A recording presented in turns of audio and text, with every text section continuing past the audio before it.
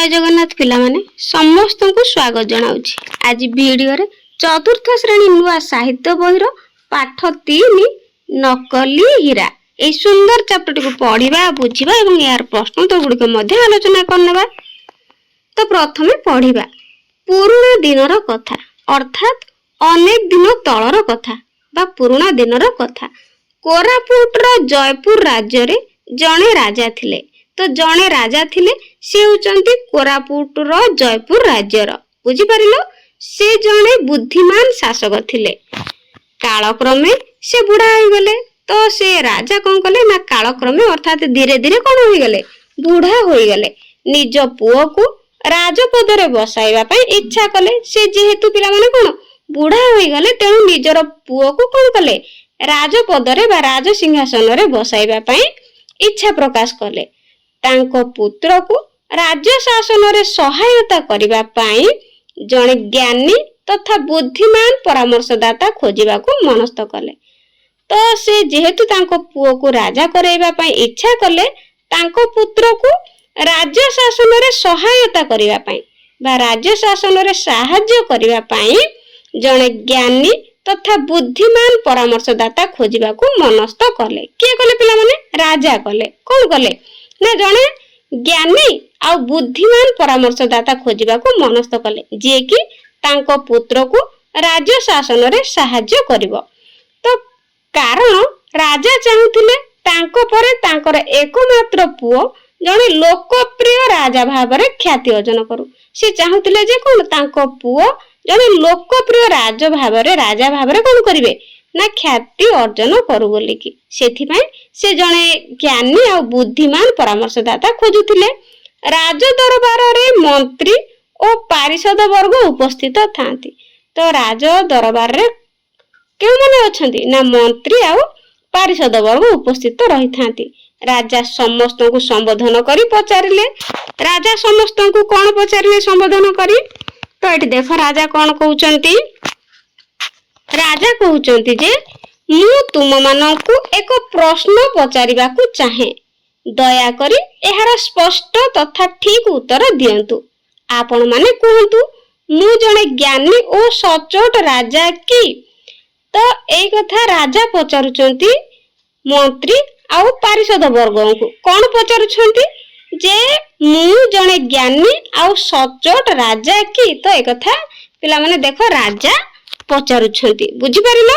राजा जेतेबेले एई कथा पचारि छंती तो पारिषद वर्ग माने कोन उत्तर देउछंती देखो निसंदेह अर्थात एथिरे संदेह नाही महाराज आपनक परि सचोट ओ बुद्धिमान राजा आ केही नाती। तो एई कथा पारिषद माने कहउछंती जे एथिरे संदेह नाही आपनक परि सचोट अर्थात दयालु सचोट ओ बुद्धिमान जे कि बहुत बुद्धिया बा चालाक राजा आ केही नाहाती।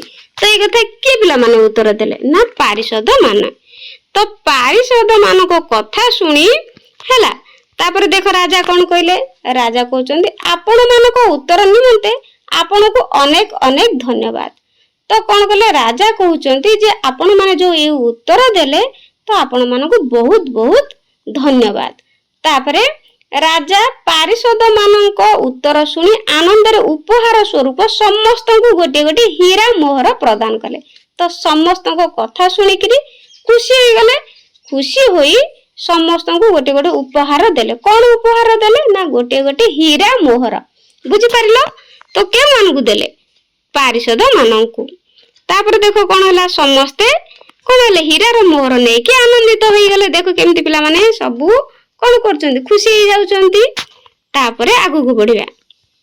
एही समय रे राजा देखिले सबु पारिषद हीरा मोहर नै खुशी रे चली गले। तो समस्त पारिषद माने कोन होई गले खुशी होई कि चली गले हीरा मोहर नै कि। मात्र जणे युवक चुपचाप गोटे पाखरे ठिया होई रहतला। तो गोटे युवक से कोन करछि गोटे कोण रे तार चुपचाप छिड़ा होईछि। राजा पचारिले तुमे काहे कि चुपचाप ठिया होईछ तुमरो उत्तर कोन ताहा कहलो नाही। तो राजा तांकु देखि कि से युवक को पचारिले जे तुमे कोन पाए चुपचाप ठिया होईछ तुमरो उत्तर कोन किछि कहलो नाही हैला। तो एकथा राजा जेमती पचारि छंती से युवकटी कहूची देखो महाराज ସମସ୍ତେ ଆପଣଙ୍କୁ ସନ୍ତୁଷ୍ଟ କରିବାକୁ ଉତ୍ତର ଦେଇଛନ୍ତି। ତ ସେ କହୁଛି ଯୁବକଟି ଯେ ଆପଣଙ୍କୁ ଖୁସି କରିବାକୁ ସମସ୍ତେ କଣ କରିଛନ୍ତି ନା ମିଛ ଉତ୍ତର ଦେଇଛନ୍ତି ହେଲା। ମାତ୍ର ମୋର ଉତ୍ତର ଅଲଗା। ତ ମୋର କିନ୍ତୁ ଉତ୍ତର ସେୟା ନୁହେଁ, ସେମାନଙ୍କ ପରି ମୁଁ ନୁହେଁ। ତ ସେମାନଙ୍କ ପରି ମୁଁ ଉତ୍ତର ମିଛ କଣ ଦେଇପାରିବି ନାହିଁ।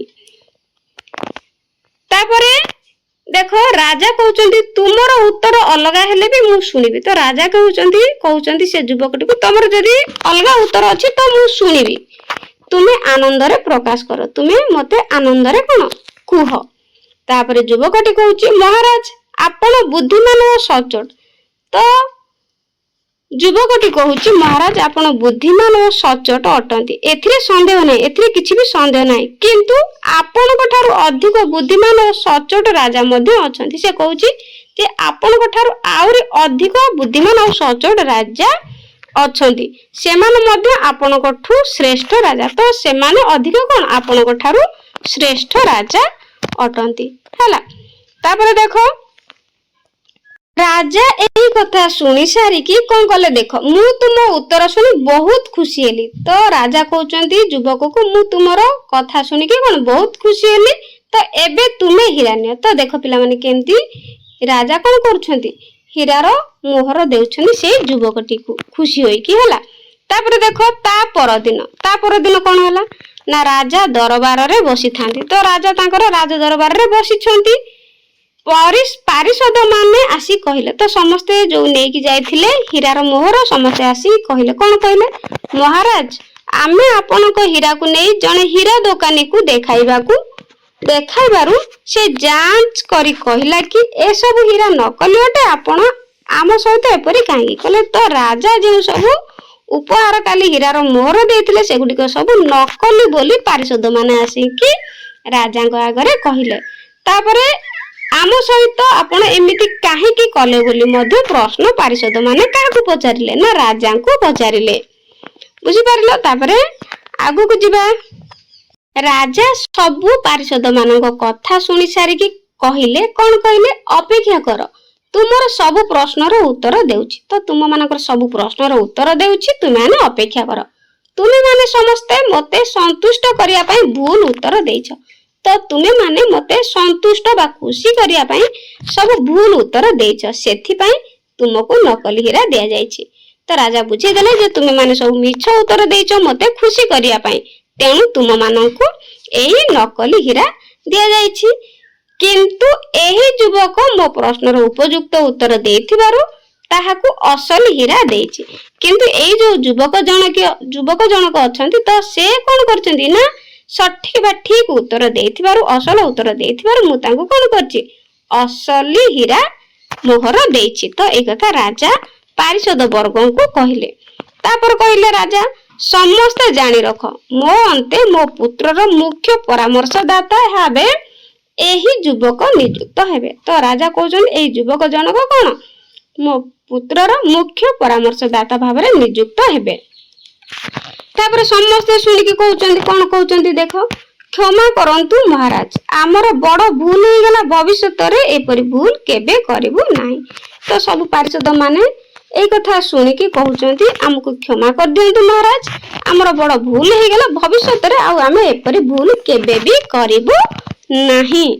ତ ବୁଝିପାରିଲ ପିଲାମାନେ, ଆଗକୁ ବଢିବା। ତାପରେ ପିଲାମାନେ ରାଜା କହିଲେ ମତେ ଖୁସି କରିବାକୁ ତୁମେ ମାନେ ଭୁଲ ଉତ୍ତର ଦେଇ ସତ୍ୟ ଠାରୁ ଦୂରେଇ ଗଲ, ତୁମକୁ ତୁମ ପଦବୀରୁ ବରଖାସ୍ତ କରାଯିବ। ତ ରାଜା କହୁଛନ୍ତି ମତେ ଖୁସି କରିବା ପାଇଁ ତୁମେ ମାନେ କଣ ଭୁଲ ବା ମିଛ ଉତ୍ତର ଦେଲ, ସତ୍ୟ ଠାରୁ ଦୂରେଇ ଗଲ, ତୁମକୁ ତୁମ ପଦବୀରୁ ବରଖାସ୍ତ କରାଯିବ, ଅର୍ଥାତ ତମ ପଦବୀରୁ କାଢି ଦିଆଯିବ। ତାପରେ କହୁଛନ୍ତି କର୍ମ ହିଁ ଭଗବାନ, ସତ୍ୟ ଅହିଂସା ସଚ୍ଚୋଟ ପଣିଆ ମଣିଷର ପରମ ଧର୍ମ। ତ ପିଲାମାନେ ରାଜା କହୁଛନ୍ତି କଣ ପରମ ଧର୍ମ ନା କର୍ମ ହିଁ ଭଗବାନ, ସତ୍ୟ ଅହିଂସା ସଚ୍ଚୋଟ ପଣିଆ ମଣିଷର ପରମ ଧର୍ମ। ତ ସତ୍ କର୍ମର ଫଳ ସର୍ବଦା ମିଠା ହୋଇଥାଏ, ତେଣୁ ସତ୍ କର୍ମର ଠିକ କାମ କଲେ ସବୁବେଳେ କଣ ଠିକ ହିଁ ହୋଇଥାଏ। ତ ସତ୍ କର୍ମର ଫଳ ସର୍ବଦା ମିଠା ହିଁ ହୋଇଥାଏ, ଅର୍ଥାତ ଭଲ ହିଁ ହୋଇଥାଏ। ତାପରେ ଦେଖ ରାଜା ଜଣେ ଯୁବକକୁ ଡାକି କହୁଛନ୍ତି, ପାଖକୁ ଯାଇଛନ୍ତି ଏବଂ ଯୁବକଟି ଆସି କହୁଛନ୍ତି ଆଜ୍ଞା ମଣିମା, तापर देख सब पारिषद माने कौन कहउचंती ना कहउचंती आपणको गोड़ धरुछु आमको क्षमा कर दियंतु। तो आपणको गोड़ धरुछु आमको क्षमा कर दियंतु बोली पारिषद माने कहिले। अर्थात सबू से मानकर निजर कौन भूल बुझी पारिले एवं राजा को क्षमा मागिले। तापर देख राजा कहउचंती मने रख कर्म ही भगवान, कर्म ही कौन भगवान। सत कर्म सत चिंता मानव उन्नतिर मूल आधार।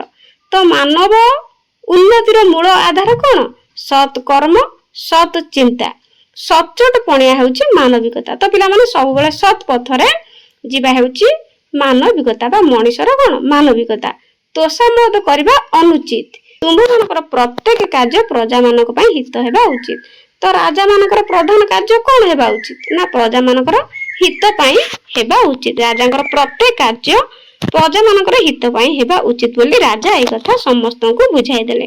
बुझी पारला पिला माने। तो ए सुंदर गल्पटी पढिले यार प्रश्न उत्तर गुडी को मु नेक्स्ट वीडियो रे नै आसीबी। तो चैनल ले नुआ थिले चैनल को सब्सक्राइब करबे आ वीडियो को लाइक करबे। एहा पर तुम मानको केउ वीडियो दरकार मते कमेंट रे निश्चित जणाइबे। आज पई रहउची थैंक यू।